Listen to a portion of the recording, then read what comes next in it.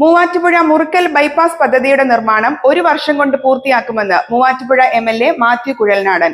ഏറെ നാളത്തെ കാത്തിരിപ്പിന് ശേഷം നിർമ്മാണം തുടങ്ങിയ മുറിക്കൽ ബൈപ്പാസ് പദ്ധതി പ്രദേശം എംഎൽഎ സന്ദർശിച്ചു.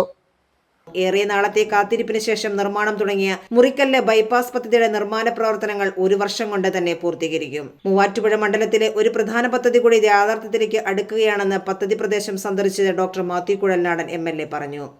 ഏറെ കാലങ്ങളുടെ കാത്തിരിപ്പിന് ശേഷം, ഏറെ നാളത്തെ നിരാശയ്ക്കും ആശങ്കയ്ക്കും ഒക്കെ ശേഷം മുറിക്കൽ ബൈപ്പാസ് എന്ന സ്വപ്നത്തിന് ഒരിക്കൽ കൂടി നമ്മൾ ചിറക് മുളപ്പിക്കുകയാണ്.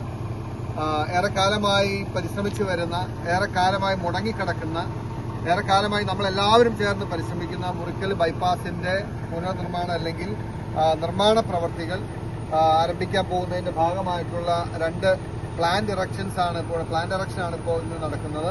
അതോടൊപ്പം തന്നെ സമയബന്ധിതമായി ഈ വർക്ക് പൂർത്തീകരിക്കുന്നതിന് വേണ്ടിയിട്ടുള്ള നിർദ്ദേശങ്ങൾ ഇതിനോടകം സംസ്ഥാന സർക്കാർ നൽകിയിട്ടുണ്ട്.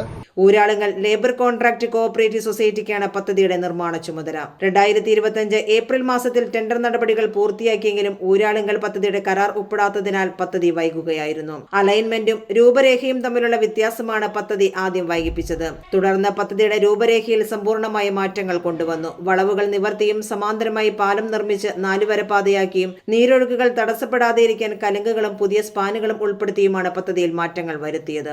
മാറ്റങ്ങൾ വന്നതോടെ പദ്ധതിയുടെ നിർമ്മാണ ചെലവ് 117 കോടി രൂപയായി വർദ്ധിച്ചു. ഭാവി മൂവാറ്റുപുഴയുടെ വികസനത്തിന് ആവശ്യമായ ദീർഘവീക്ഷണത്തോടെയാണ് പദ്ധതിയുടെ കാതലായ മാറ്റങ്ങൾ വരുത്തിയെന്ന് മാത്യു കുഴൽനാടൻ എംഎൽഎ പറഞ്ഞു. ഒരുപാട് തടസ്സങ്ങൾ മറികടന്നാണ് പദ്ധതി ഈ നിലയിലേക്ക് എത്തിയത്. കൃത്യമായ സമയത്ത് ഭൂമി ഏറ്റെടുക്കൽ പൂർത്തിയാകാത്തതിനാൽ പദ്ധതിയുടെ വിജ്ഞാപനം തന്നെ റദ്ദായ അവസ്ഥയിലായിരുന്നു.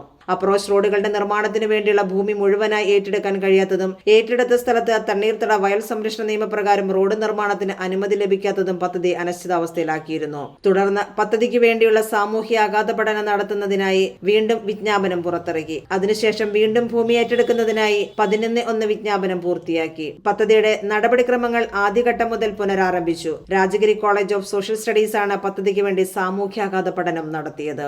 ACV news Muvattupuzha.